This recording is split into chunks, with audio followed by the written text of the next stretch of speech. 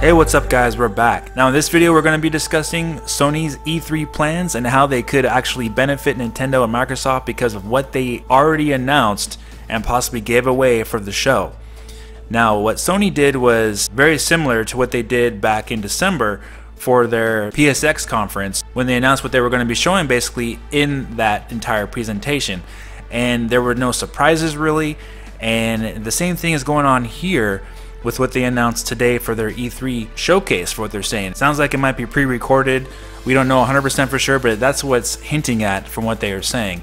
So what they said is that they are going to be focusing on deep dives of Spider-Man, The Last of Us Part 2, Death Stranding, and Ghost of Tsushima. So I think what Sony did was a big mistake in my opinion. I mean, obviously it's nice to know what companies are going to be doing for their presentations, but when they actually tell you too much in advance, it takes away the hype of that presentation, right? Say Nintendo just told you everything right now what they're going to be showing, and basically that was what you had to look forward to, and that was it. It would get you excited right now, but when the time came, it would have no surprises for you, and basically you would know exactly what they would be showing and you would know what to expect.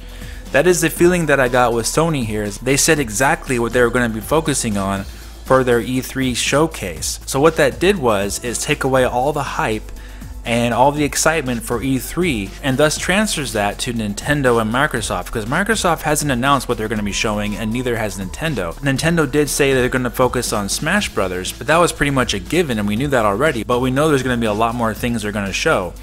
Microsoft has said they have a huge showing and their biggest ever for E3, and they're hyping it up big time as their best E3 showing that they ever had. And what is Sony doing? They're saying, hey, here's what we're going to show and look forward to it, and that's it. Now granted, don't get me wrong, I am looking forward to seeing The Last of Us 2 and a deep dive, and Death Stranding and Spider-Man, and all those games. I'm looking forward to seeing them, of course, but knowing about it now, it takes away the excitement and the hype and the quote-unquote magic of E3. I mean, I'm sure you would have to agree, right?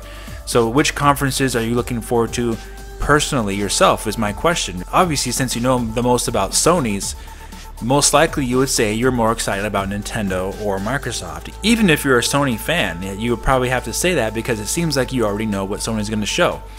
The same thing happened with PSX last year. Sean Layden said that, hey, we're just going to show some stuff and a few things here and there, and that's it. And people were like, no, they're going to have some surprises, right?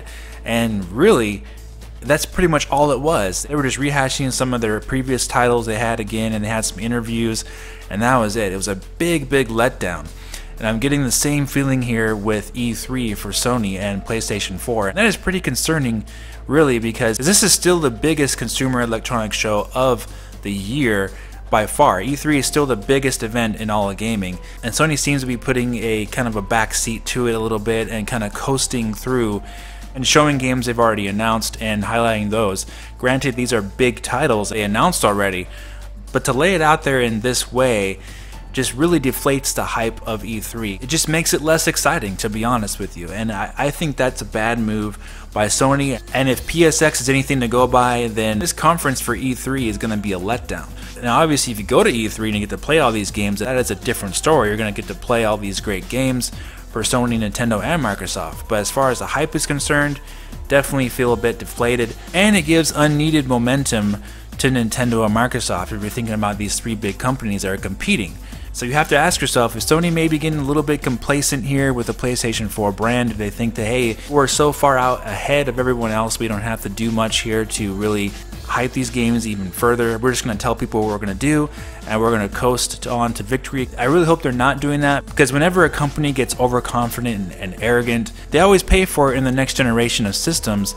They either price their systems too high, or they make some really dumb decisions business-wise, and they alienate their customers. And the same thing happened with Microsoft with the Xbox One. After the Xbox 360, they made some very bad decisions in the beginning with the Xbox One, putting the Kinect as a forcible bundle with each Xbox One system, and they originally were going to have DRM for every single game. And that was a huge backlash for them. But of course, I think the price and the less powerful nature of the Xbox One did hurt the system overall. I think that was a very bad business choice. And this came after them winning the previous generation against PlayStation 3, coming in second to the Nintendo Wii. They let their lead and their win against Sony go to their head ahead, so to speak, and it has cost them big time. The Xbox One is nowhere near as successful as Xbox 360 was, and the PlayStation 4, Sony on the other hand, turned things around after the PlayStation 3, and now they're way out in front. And it's just disappointing from a consumer standpoint because you want to have all companies doing their absolute best, and it seems like Sony is telegraphing here, taking away the hype and surprise of E3, which is really weird when you think about it, because E3 is supposed to be full of surprises and have a bunch of excitement around it. Besides having those deep dives for those games, which is good, which is a great thing, knowing all about it ahead of time definitely takes away from that hype, puts it further with their competition, which would be Nintendo and Microsoft. So what does that mean now for me? Well, it means that I'm way more excited for Nintendo's E3 than I was before, and actually for Microsoft's too, because why? Because they have mystery behind what they're going to show, and they're looking to surprise people with the great announcements that they're planning. And when companies do that, it generates hype, it generates talk on the internet and the forums, on YouTube channels. The more hype and talk you get behind your system and your company in regards to these companies that are competing, the more sales that can translate to for the holidays. So granted, it may not seem like that big of a deal what Sony is doing here, actually deflating their hype. It could actually lead to hurt sales in the future if they continue doing this and continue telling people exactly what they're going to show every single time they have a conference. I just personally don't agree with that myself. I really like the idea of surprising people with your announcements. But of course, let me know what you think about this. You think that Sony just gave Nintendo a big present and say, here's E3, take all the hype you want, and same with Microsoft as well. Do you think they did that with them announcing everything basically beforehand, a month ahead of time of E3? Alright guys, thank you so much for watching, and if you did enjoy this video, please hit the like button, subscribe to the channel, and follow me on Twitter. I'll talk to you very soon in the next video. Have a great day.